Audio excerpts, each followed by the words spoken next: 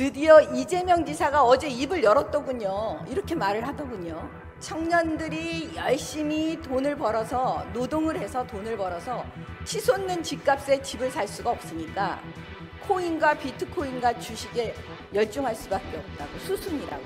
집값을 치솟게 만든 자들이 이런 말을 하면 됩니까? 또 남 탓하고 있습니다. 부모의 재력에 의해서 좌우되는 세습 자본주의 때문이랍니다. 이재명 지사는 이제 솔직히 말씀하셔야죠. 문재인 대통령께 이제 좀 그만하시라고. 존경하는 국민 여러분, 그리고 사랑하는 당원 동지 여러분, 저 정미경입니다. 저는 늦게 결혼을 했는데 5살 어린 남자와 결혼을 해서 사내 아이 둘을 낳았습니다. 지금 그 아이들이 2대남, 20대 초반의 아이들이 됐습니다. 사내 아이를 키우면서 많이 힘들었습니다. 엄마도 처음 해보는 거였기 때문에 힘들었어요. 아이들을 다독거리면서 안아주면서 아이가 실수를 할 때 엄마도 실수를 하고, 아이들이 시행착오를 할 때 엄마도 시행착오를 합니다. 아이들이 성장하면서 엄마도 함께 성장했습니다. 최근에 어느 학교에서 이런 일이 있었답니다. 체육복을 갈아입는데 여학생들은 교실에서 갈아입고 남학생들은 화장실에서 갈아입는 거예요. 남학생들이 드디어 항의했습니다.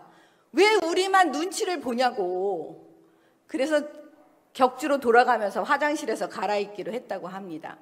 핵심은 공정, 불공정이었습니다. 요즘 2030 청년들이 주식과 코인에 열중하고 있습니다. 그 이유는 그나마 공정하다고 생각하기 때문이랍니다. 똑같은 투자 조건, 똑같은 위험부담, 사회적 배경 같은 건 필요 없으니까요. 여기도 핵심은 공정, 불공정입니다.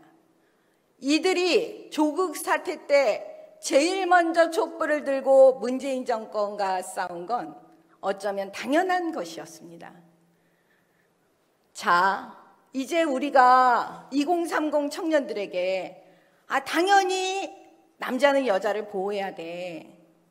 또 당연히 주식은 안 돼. 비트코인은 위험해. 이렇게 말하고 끝낼 수는 없는 겁니다. 기준이 바뀌었습니다. 드디어 이재명 지사가 어제 입을 열었더군요. 이렇게 말을 하더군요. 청년들이 열심히 돈을 벌어서 노동을 해서 돈을 벌어서 치솟는 집값에 집을 살 수가 없으니까 코인과 비트코인과 주식에 열중할 수밖에 없다고, 수순이라고. 제가 그 이야기를 듣고 아니 이거는 여러분, 집값을 치솟게 만든 자들이 이런 말을 하면 됩니까?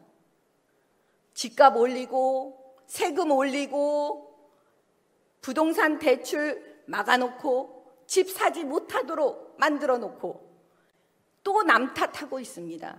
그 원인을 뭐라고 말했는지 아십니까? 이렇게 말했습니다. 부모의 재력에 의해서 좌우되는 세습 자본주의 때문이랍니다. 이재명 지사는 이제 솔직히 말씀하셔야죠.